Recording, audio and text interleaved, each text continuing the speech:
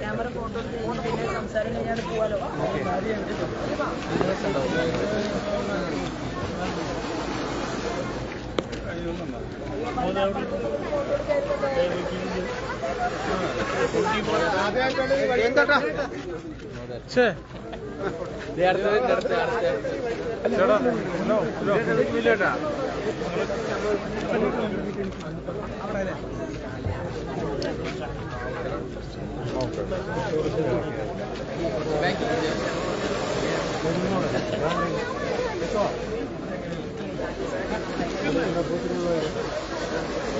Photo എടുക്കാൻ വരും.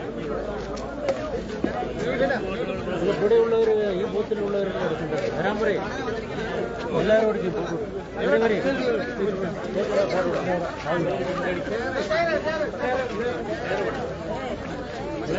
അമ്മ വരും.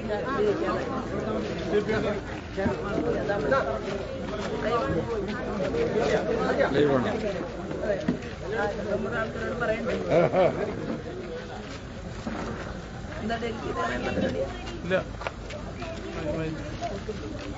അതിലെന്റെ ബാഗ് എടുത്തുന്നില്ല ഫ്രണ്ടില്. എല്ലാവരും ഓരോ ഫോട്ടോകൾ ആഗ്രഹിക്കുക. അപ്പൊ അത് കേരളത്തിലെ നമ്മുടെ സഹോദരന്മാരെ കണ്ട വല്ല കുഴപ്പമുണ്ടോ?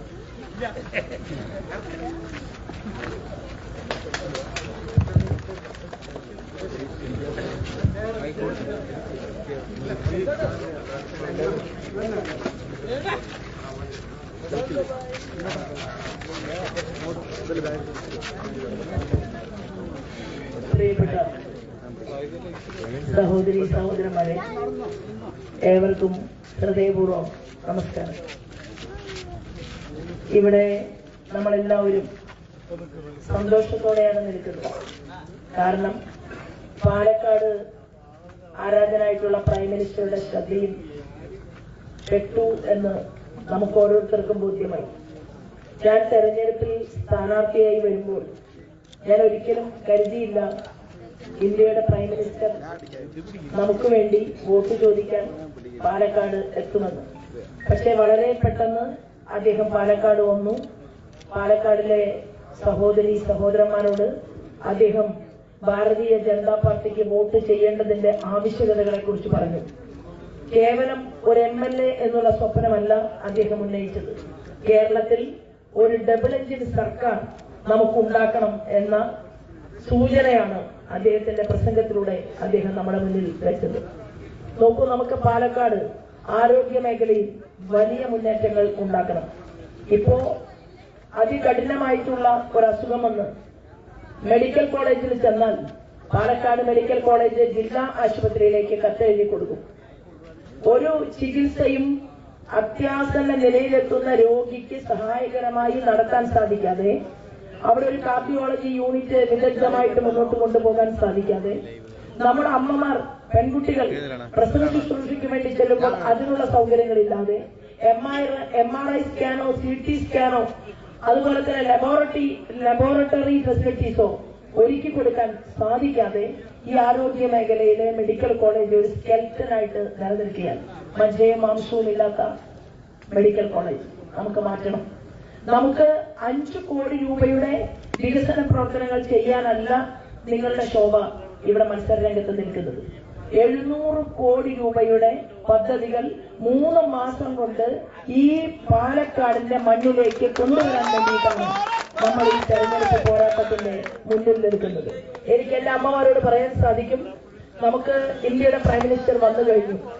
വീണ്ടും കണ്ണാടിയിലെ, മാത്തൂരിലെ, പിരായിരിയിലെ കർഷകർക്ക് വേണ്ടി, ഇവിടുത്തെ നമ്മുടെ കുട്ടികൾക്ക് വേണ്ടി, കാർഷിക ഭൂമി നിലനിൽക്കുന്നത് നമ്മുടെ രാജ്യത്തിന് അഭിമാനമാണ് എന്ന് എപ്പോഴും പറയുന്ന അഗ്രികൾച്ചർ മിനിസ്റ്റർ ശിവരാജ് സിംഗ് ചൗഹാൻ, അദ്ദേഹം നമ്മളെ കാണാൻ, പാലക്കാട്ടിലെ കർഷകരെ കാണാൻ, പാടശേഖര സമിതിയുടെ ആളുകളുടെ ഹൃദയം ഏറ്റുവാങ്ങാൻ, അവരെ മനസ്സിലാക്കാൻ അദ്ദേഹം ഇവിടേക്ക് വരികയാണ്.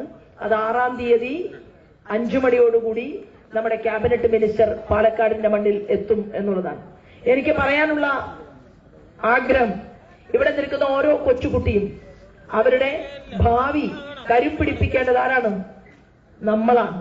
300-ലധികം വരുന്ന കർമ്മ പദ്ധതികൾ ഈ രാജ്യത്ത് കൊണ്ടുവന്ന് 25 കോടി ജനങ്ങളെ ദാരിദ്ര്യരേഖയ്ക്ക് മുകളിലെത്തിച്ച ശ്രീമാൻ നരേന്ദ്രമോദി 60 വയസ്സ് കഴിഞ്ഞ എല്ലാവർക്കും സൗജന്യമായിട്ട് ചികിത്സ കൊടുക്കണമെന്ന് ആഗ്രഹിച്ചുകൊണ്ട് ആയുഷ്മാൻ ഭാരത് പദ്ധതി അത് രാജ്യത്ത് കൊണ്ടുവന്ന ശ്രീമാൻ നരേന്ദ്രമോദി, കിസാൻ സമ്മാൻ നിധിയിലൂടെ കർഷകരായിട്ടുള്ള ആളുകളുടെ വീട്ടിലേക്ക് 2000 രൂപ എത്തിക്കുന്ന ഏറ്റവും ജനങ്ങളെ നെഞ്ചോട് ചേർത്തിട്ടുള്ള ഒരു പദ്ധതി കൊണ്ടുവന്ന മോദി ഗവൺമെന്റ്.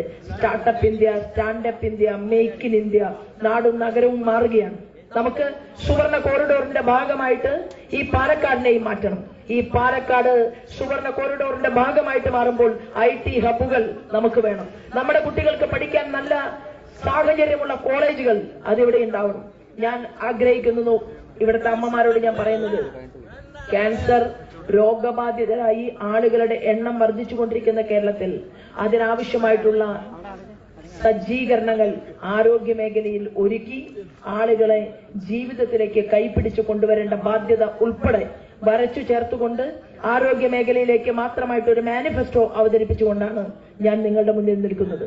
നമുക്ക് കൃത്യമായിട്ടുള്ള പദ്ധതിയോടുകൂടി നിങ്ങളുടെ മനസ്സ് എന്താണോ ചിന്തിക്കുന്നത്, വീടില്ലാത്ത ഒരാൾ പോലും ഈ നാട്ടിൽ ഉണ്ടാകരുത് എന്ന് ആഗ്രഹിച്ചുകൊണ്ട് പ്രധാനമന്ത്രി ആവാസ് യോജന പദ്ധതി കൊണ്ടുവന്ന 10 വർഷക്കാലമായി ആ പദ്ധതി ഉദ്ഘാടനം ചെയ്യപ്പെട്ടിട്ട്, പക്ഷേ കേരളത്തിന്റെ മുഖ്യമന്ത്രി പഞ്ചായത്തുകളിൽ പ്രധാനമന്ത്രി ആവാസ് യോജന വേണ്ട എന്ന് തീരുമാനമെടുത്ത ആളാണ്. എന്നാൽ അതുപോലെ തന്നെ ജൽനൽ പദ്ധതിയുണ്ട്.